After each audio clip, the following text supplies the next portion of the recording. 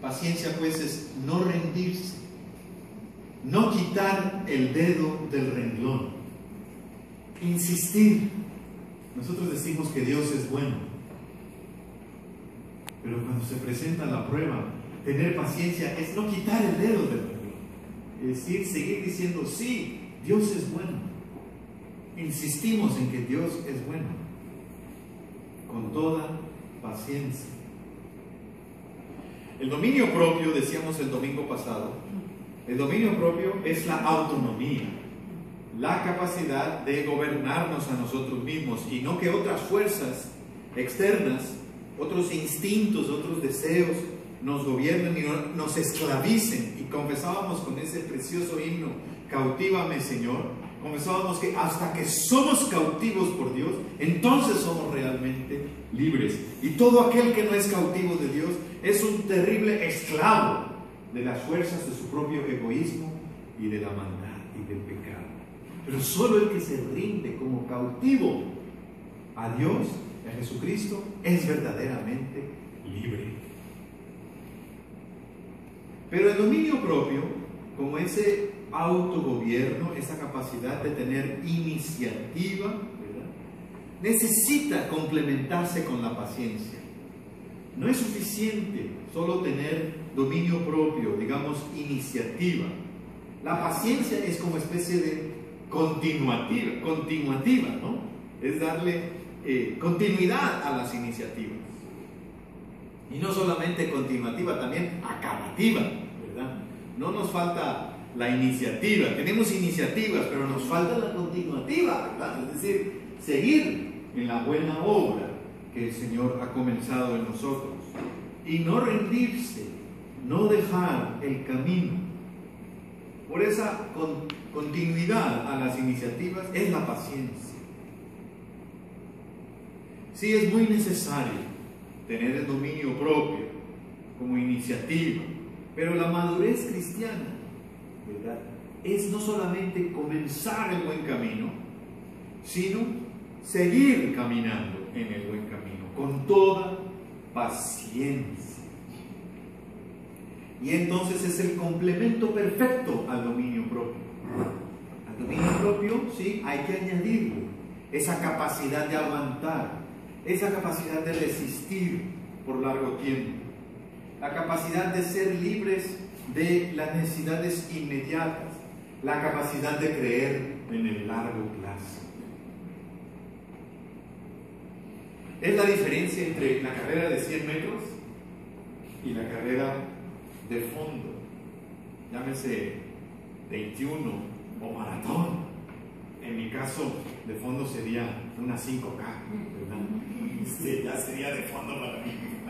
Pero en la de 100 metros uno necesita la fuerza explosiva, el impulso para echar todo en un segundo, ¿verdad? En cuestión de 10 segundos, correr los 100 metros, lo menos. Pero la carrera de maratón, la carrera de fondo, requiere más bien la persistencia, el paso constante, la paciencia, no un derroche de fuerza, que eso sería, digamos, la iniciativa. Para la maratón se necesita el paso, la resistencia, concentrada y obstinada, digamos, terca en llegar hasta la meta. Y hemos sido impactados todos por esas historias que muy bien pudieran ser la mía, de personas que llegan a la meta de la carrera de maratón 24 horas después, y que llegan, aunque sea arrastrándose, pero que llegan. Esos no son triunfos de la fuerza, son triunfos de la paciencia. No son triunfos de su gran condición física, no, sino son triunfos de la paciencia. Continuar y acabar la carrera. Entonces la paciencia, queridos hermanos y hermanas, no es para cuando todo va bien, cuando brilla el sol en nuestra vida, cuando todo es pura bendición y cuando nos dan ganas pues de ponernos a danzar en las alabanzas de Jireh. La paciencia es precisamente cuando está todo oscuro, cuando no se ve una salida, cuando nos parece que todo está perdido. Ahí es donde no hay que soltar la promesa del Señor. Por eso el profeta Jeremías dice: cuando yo me acuerdo de mi pena amarga, de la destrucción de mi pueblo Jerusalén, es como un ajenjo envenenado que me hace tanto dolor en mi corazón y en mis huesos, me derrumba el alma. Pero de pronto, dice Jeremías, algo viene a mi mente, como una pequeña luz en mi memoria, y es esto: que el amor del Señor nunca se acaba, que su bondad es eterna y que su misericordia se renueva cada mañana.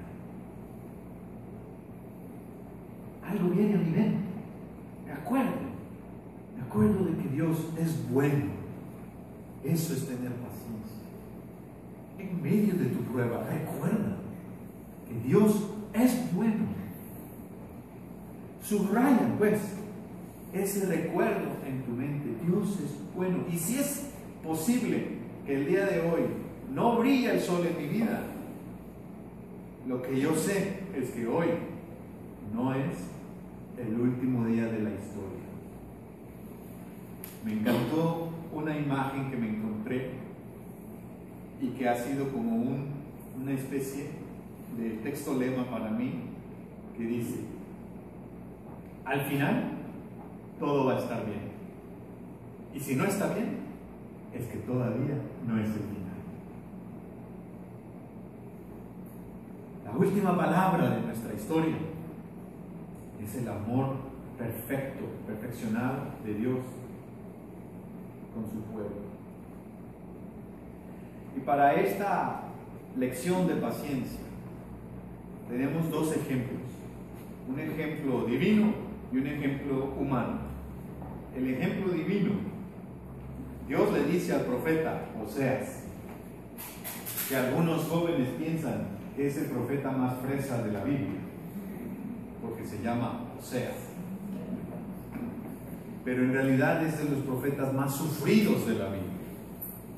Porque fíjate nada más, Dios le dice al profeta Oseas: mira, te quiero dar una lección, Oseas, una lección de mi gran amor por el pueblo de Israel. ¿Y sabes en qué consiste esta lección? Y Oseas le pregunta: a ver, ¿en qué? Y entonces Dios le dice: ve y cásate con una mujer que va a hacerte infiel. Cásate con una prostituta. Oseas traga saliva y obedece, y se casa con Gomer, esta mujer que al principio pues vivió con Oseas, pero después regresó a su estilo de vida, y Oseas sufrió en carne propia el terrible y desgarrador dolor de que su esposa fuera infiel. Y Dios le dice: bueno, así como estás sufriendo por tu esposa que te es infiel, le dice Dios a Oseas, yo sufro por Israel, porque yo soy el esposo de mi pueblo, y mi pueblo me está siendo infiel, porque adora a otros ídolos y pone su confianza en otros poderes en lugar de poner su confianza en mí, dice el Señor. Y en el capítulo 2 de Oseas, ahí dice cómo Oseas le mandaba a Gomer provisiones de harina, de aceite, provisiones de alimento, para que no le faltara nada a ella. Y ella creía que eran sus amantes los que la sostenían, y no se daba cuenta que era su esposo, Oseas, que le mandaba los kilos de arroz y de aceite, los litros de aceite, la comida. Y así es Dios. A nosotros nos sostiene, nos provee, y nosotros, confundidos, pensamos que son otros señores, otros poderes, otros ídolos falsos que son los que nos sostienen. No nos damos cuenta que el que nos provee en realidad es Dios, nuestro Padre Celestial, que conoce nuestras necesidades y no nos deja desamparados. Al final de la historia, Oseas recuperó a su esposa, y fue el texto que leímos en el capítulo 3, cuando dice que la compró por el precio de una esclava. Ya cuando Gomer estaba en el punto más bajo de su humillación, la compró en el mercado de esclavos, compró a su propia esposa y la restauró.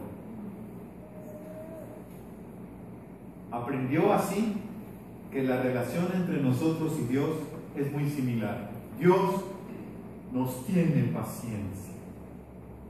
La segunda de Pedro, ya en el capítulo 3, dice que Dios tiene paciencia para salvación. Nos tiene una paciencia que es para que nosotros podamos arrepentirnos. Dios ama a su pueblo. Y a veces nosotros concentramos nuestra atención en otros amores. Pero el Señor nos tiene infinita paciencia. Es ese Padre que está allá al final del camino todos los días y todas las tardes, observando el horizonte para ver si el día de hoy su hijo pródigo va a regresar. Con toda paciencia, todos los días, Dios está esperando nuestro regreso, nuestro retorno. Su amor es de una clase especial que no tiene fecha de caducidad. El amor de Dios no tiene fecha de caducidad. Su misericordia se renueva cada mañana.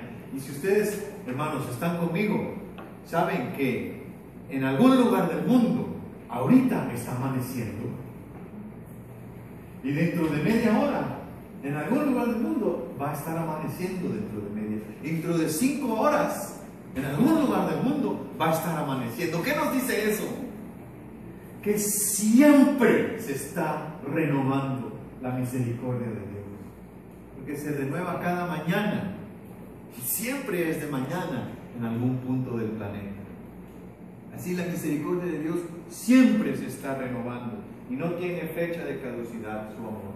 Tú, pescador de otros mares, ansia eterna de almas que esperan, amigo bueno, que así me llamas. Es el ejemplo divino. El otro ejemplo es el ejemplo humano. Para el ejemplo humano vamos a pedir a nuestra querida hermana Lucy que nos ayude a recordar ese relato del Evangelio.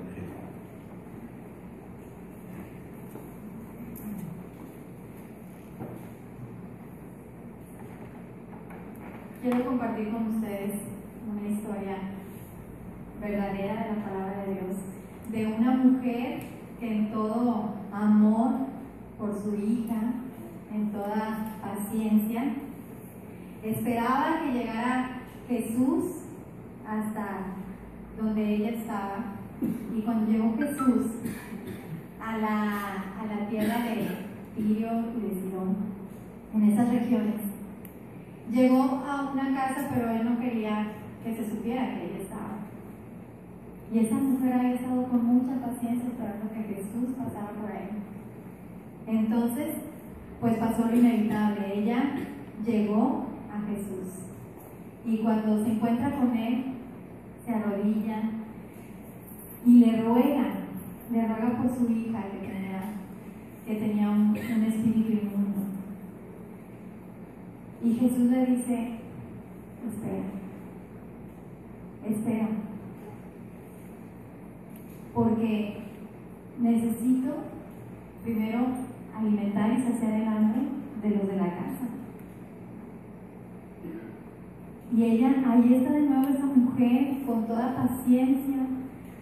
No sé cuántos años habían pasado de que esta mujer sufría por esta situación de su hija, pero en toda paciencia Jesús le dice: espera. Y entonces Jesús le dice: no puedo yo compartir el pan de los hijos de esta casa y darlo a los perrillos. Y ella, con toda paciencia, le responde a Jesús: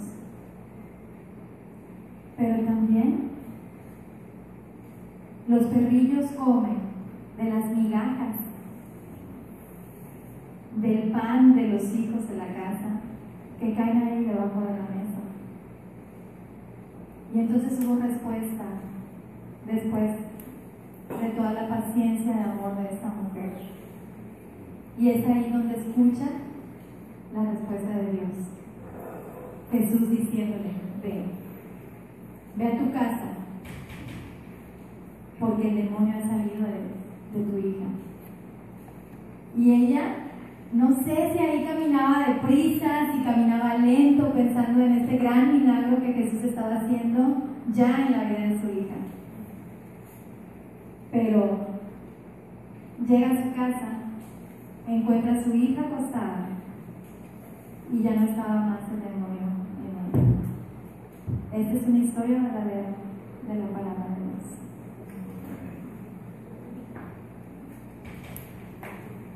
Amén. Nosotros decimos: bendito recuerdo del Señor Jesús. Vamos a decir todos juntos: bendito recuerdo del Señor Jesús. Esta hermana nuestra, esta maestra nuestra, la sirofenicia griega cananea, el Evangelio no sabe cómo ubicarla, no sabemos cuál era su verdadera nacionalidad, nada más para decir: no era judía, era de los gentiles, o como diría un personaje del Chavo del 8, era de la chusma, de la chusma que somos nosotros, ella se acerca a Jesús con un ejemplo impactante de paciencia. Es esa madre que trata de conseguir algo para su hija, dialoga con Jesús a favor de su hija.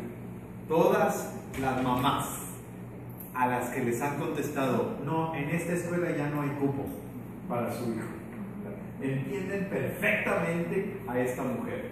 No, pero ¿con quién hay que hablar? A ver, no se puede por la puerta de enfrente, vamos a buscar una puerta por atrás, ¿con quién, verdad? Pero quiero hablar con alguien, ¿verdad? Y hacen lo posible y consiguen su objetivo. El Señor quería pasar desapercibido, interesante, ¿no? Quería descansar, pero ella rápido, cuando supo que Jesús estaba en el pueblo, no perdió la oportunidad, fue a buscarlo, insistió, buscó otra puerta cuando la puerta principal estaba cerrada, preguntó, dialogó, argumentó su caso, no quitó el dedo del renglón, dijo: Señor, dame las migajas. Tiene que haber una bendición para mí. Yo también reconozco tu gran amor por el mundo, no solamente por Israel.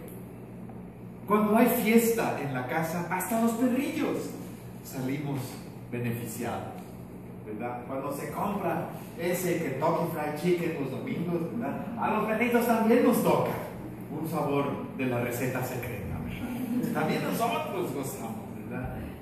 La madre se presenta así insistente ante el Señor Jesús.